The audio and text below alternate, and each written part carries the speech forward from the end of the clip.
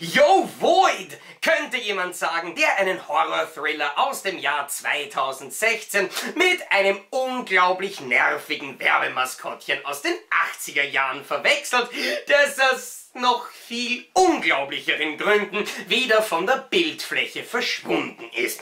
Nicht von der Bildfläche verschwunden und ebenfalls aus den 80er Jahren ist John Carpenters The Thing. Und in einigen Szenen von The Void könnte man fast den Eindruck haben, The Thing wäre damals in eine Zeitmaschine eingestiegen und ins Jahr 2016 gereist. Wir haben einen entlegenen Ort, wir haben tolle, handgemachte Effekte, Leute, die mehr oder weniger besessen sind und eine teilweise unsichtbare Bedrohung, die mit Feuer bekämpft werden kann. Aber John Carpenters The Thing ist nicht die einzige offensichtliche Inspirationsquelle für The Void.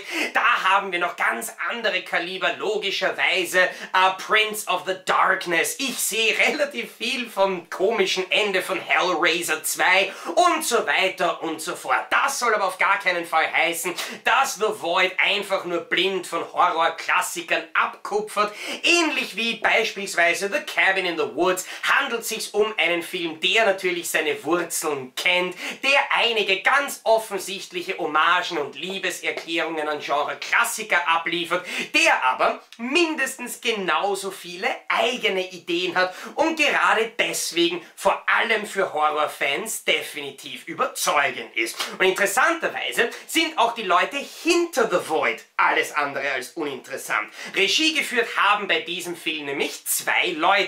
Einerseits Jeremy Gillespie, der als Teil des Regiekollektivs Astron 6 hinter dem Film Father's Day steckt, und der großartige Steven Kostanski, der neben einem Teil von The ABCs of Death 2 auch den absolut genialen Streifen Manborg gedreht hat. Aber beide haben auch schon in der Vergangenheit das ein oder andere Mal miteinander gearbeitet, beispielsweise im Art Department bzw. als Make-up-Artist an Produktionen wie beispielsweise der TV-Serie Hannibal oder auch den Kinofilmen Suicide Squad oder zuletzt dem Remake von S. Bei The Void handelt es sich offensichtlich um ein Projekt, das die beiden aus Leidenschaft gemacht haben, vor allem eben aus ihrer Leidenschaft zu handgemachten Effekten. Denn einige Monster gibt es in The Void zu sehen, viele Effekte gibt es zu sehen, an wahnsinnig viele auffällige digitale Tricks kann ich mich dabei nicht erinnern. Ja, es ist ein klassischer Oldschool-Streifen mit Oldschool-Effekten, der auch dank der Unterstützung von etlichen Filminteressierten via Crowdfunding realisiert wurde.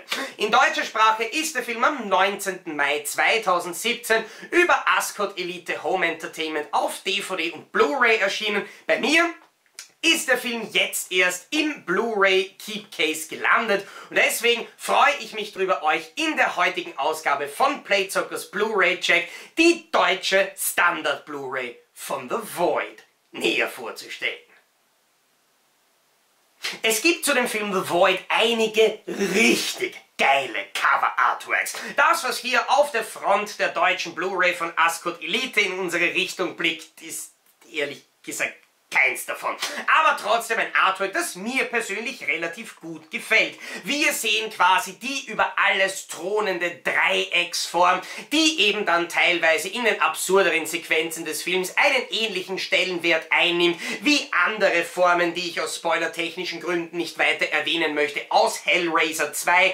Außerdem sehen wir die Tentakel, die eindeutig inspiriert sind von Call of Cthulhu, von H.P. Lovecraft. Außerdem sehen wir einen der quasi überwiegenden Bösewichte aus dem Film. Das Ganze eigentlich relativ schön mysteriös, relativ interessant zusammenkopiert. Einerseits verkörpert dieses Cover-Artwork sehr wohl die Essenz des Films, andererseits bleibt es allerdings auch schön mysteriös, damit wir nicht zu viel von dem Cover verraten bekommen. Das Einzige, was uns das Cover verrät, ist, dass es eine Hölle gibt, aber das hier noch wesentlich schlimmer ist. Ja, ich glaube, das wäre ein Spruch für die Mediabooks. Aber außerdem bekommen wir ein Zitat vom Scream Magazine, die den Film als großartig, gnadenlos und einzigartig bezeichnet haben, wo ich auch mit den Kollegen von Evo d'accord gehe und sage zwei Sachen davon würde ich unterstreichen. Natürlich, wie von Ascot Elite gewohnt, gibt es ein Wendecover ohne das große FSK-Logo vorne drauf. Es gibt außerdem auf dem Spine neben dem Filmtitel, diesmal relativ groß, noch einen Ausschnitt aus dem Frontcover der Blu-ray und dann auf dem Backcover weitere Zitate, die Inhaltsangabe des Films. Es gibt einige Filmbilder sowie die Cast- und Crew-Informationen und die technischen Details. Der Film liegt auf der deutschen Blu-ray in deutscher und englischer Sprache in DTS HD Master Audio 5.1 vor. Es gibt deutsche Untertitel, aber, und jetzt muss ich wirklich sagen, eine ganz schwere Enttäuschung. Als einziges Bonusmaterial bietet die deutsche Blu-ray des Films nämlich Trailer. Und das ist relativ ernüchternd, denkt man daran, dass es auf der UK Blu-ray neben dem Film als Bonusmaterial beispielsweise einen Audiokommentar mit den Regisseuren gibt, ein ungefähr 25 Minuten langes Behind-the-Scenes-Special und so weiter. Also wesentlich mehr Bonusmaterial. Öffnen wir jetzt einmal das Keepcase und wir finden auf der rechten Seite die Blu-ray-Disc, die grundsätzlich dasselbe Artwork bietet, das auch auf dem Frontcover zu sehen ist, das allerdings auch noch mit einem Hinweis auf die Uncut-Fassung, den es ebenfalls auch hier auf dem eigentlichen Wendecover gibt, wo eben neben dem großen FSK-Logo auch noch dieser Hinweis auf die Schnittfassung untergebracht wurde, worauf man netterweise bei der, ich nenne es jetzt bösartigerweise einfach einmal, richtigen Fassung des Covers ebenfalls verzichtet hat.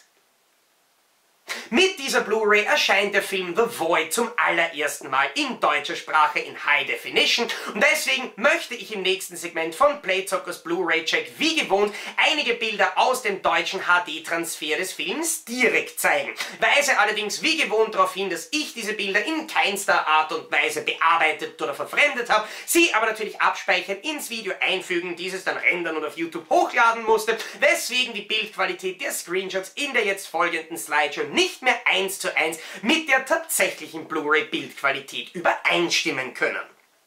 Das merkt man natürlich ganz besonders an der Kompression einerseits, wobei ich da ein großes Lob an Ascot aussprechen muss. Insgesamt belegt der Film nämlich knapp über 25 GB. Mit den Trailern misst die Blu-ray insgesamt 27 GB, sodass man relativ knapp noch eine Blu-ray 50, eine zweischichtige Disc benötigt hat und glücklicherweise nicht alles Material noch etwas stärker komprimiert hat, damit man etwas Kohle spart und das Ganze auf nur einen einschichtigen Silberlink bringt. Das gibt einen Daumen nach oben, hätte dann allerdings auch definitiv genug Platz geschaffen für das Bonusmaterial. Naja, werfen wir einen weiteren Blick auf die Screenshots, die, glaube ich, bereits bei den ersten Bildern für uns gezeigt haben, dass der Film visuell eigentlich relativ schön und relativ abwechslungsreich inszeniert wird. Es gibt einige Szenen, in denen orange bzw. braune Farbtöne überwiegen. Es gibt aber auch zahlreiche Szenen, die eher ins bläuliche, grünliche gehen, beziehungsweise ganz besonders gibt es etliche ziemlich dunkle Szenen in dem Film. Die wirken dann aber im Endeffekt im Verlauf des Films nicht ganz so dunkel, wie es hier vielleicht bei den Screenshots den Anschein macht. Denn eines, was der HD-Transfer der deutschen Blu-ray von The Void wirklich hervorragend hinbekommt, ist die Tatsache, helle und dunkle Szenen bzw. auch Bildbereiche so zu balancieren, dass nichts überstrahlt, es keine auffälligen Detailverluste gibt, das Bild einfach durchgehend angenehm scharf bleibt. Der Transfer ist hervorragend ausgefallen, bietet gute Detailzeichnung, hervorragende Kantenschärfe, farbenfrohe, dynamische Erscheinung, der Kontrast arbeitet eben sehr gut mit den auch teilweise sehr schwierig darzustellenden Momenten. Auffälliges Bildrauschen, Kompressionsspuren oder sonstige Störfaktoren sind hier einfach nicht vorhanden, sodass man insgesamt mit der Bildqualität, die einem Ascot hier serviert, definitiv zufrieden sein kann. Okay, ja, ganz ehrlich, bevor ich dieses Video jetzt beende, muss ich offensichtlich den fetten Elefanten im Raum ansprechen. Ja, ich habe es schon irgendwann einmal in einem Nebensatz fallen lassen, aber ich weiß, es gibt von The Void nicht nur diese Standard Edition im Keepcase, es gibt auch satte 4 Mediabooks davon. Aber mega ist lediglich das, was ich den Machern von diesen Mediabooks gerne zeigen möchte, nämlich etwas, das man hier einmal zwischen den Zeilen lesen muss. Weil ganz ehrlich, Mediabooks ab Werk um 75 € zu verkaufen, ist einfach etwas, wo sogar ich als ein Hardcore-Sammler, der liebend gerne Mediabooks hat, der auch grundsätzlich der Meinung ist, dass ein Mediabook mit Blu-ray plus DVD plus Booklet generell um 30 € Verkaufspreis ein besseres Preis-Leistungs-Verhältnis bietet als eine schnöde Plastikhülle um 18 €, wo wir einfach wirklich sagen müssen, nein, wir lassen uns das nicht gefallen, wir lassen uns das nicht bieten. Und ja, die Mediabooks, respektive einige davon, hätten wirklich großartige Cover-Artworks, aber das ist wirklich ein Fall, den ich nicht unterstütze. Und nein, ich unterstütze nicht einmal die ersten beiden Cover, die um 38 € verkauft werden, weil für ein reines Repack-Mediabook finde ich 38 € ebenfalls relativ wüstwild gesalzen, wenn das Mediabook nicht irgendetwas absolut ganz Besonderes bietet. Dann bin ich natürlich auch bereit dafür, mehr zu bezahlen, wenn in der Ausstattung eines Mediabooks oder in der Scheibe oder in den Lizenzen vom Film wahnsinnig große Investitionen notwendig waren. Natürlich trägt man das als Sammler dann auch mit. Aber hier, nein, definitiv nicht. Und wenn wir davon ausgehen, dass wir uns fast das 75 € Mediabook in die Sammlung gestellt hätten, hier nur eine klitzekleine Rechnung noch dazu. Um diese 75 € von Cover D hätten wir uns 2 normalpreisige Mediabooks kaufen können und hätten dann immer noch genügend Kohle übrig für die Standard Edition von The Void. Und das ist definitiv etwas, das man tun sollte, auch wenn die deutsche Blu-ray von Ascot Elite meines Erachtens nach nicht perfekt ausgefallen ist, es einerseits hübschere Covermotive gäbe und vor allem der Wegfall des Bonusmaterials von der UK Blu-ray relativ schmerzhaft ist, ist es dennoch ein Film, den man meines Erachtens nach definitiv gesehen haben muss. Alles, was ich bis jetzt über den Film gesagt habe und seine Inspirationen von The Thing bis hin zu Call of Cthulhu, Prince of Darkness und so weiter, schaden dem Film zu keiner Zeit. Im Gegenteil, diese bewusste, liebevolle Hommage an das klassische Horrorkino mit oldschool handgemachten Effekten, das haben Gillespie und Kostanski großartig hinbekommen.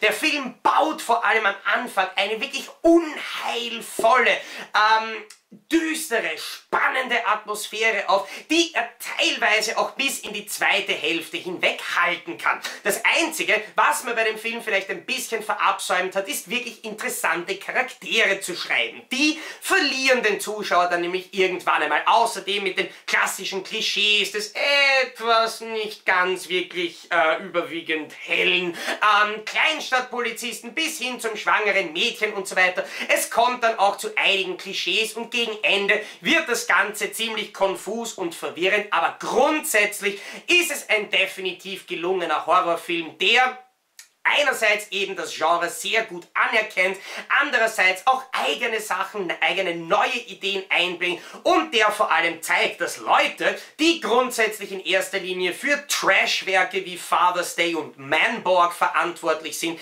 tatsächlich auch einen wirklich ernstzunehmenden, interessanten und sehenswerten, weil guten Horrorfilm machen können. The Void bekommt definitiv das Playzockers Seal of Approval. Würde ich jetzt noch einmal an die Mediabooks denken, zuckt ein anderer Finger in dieser Hand.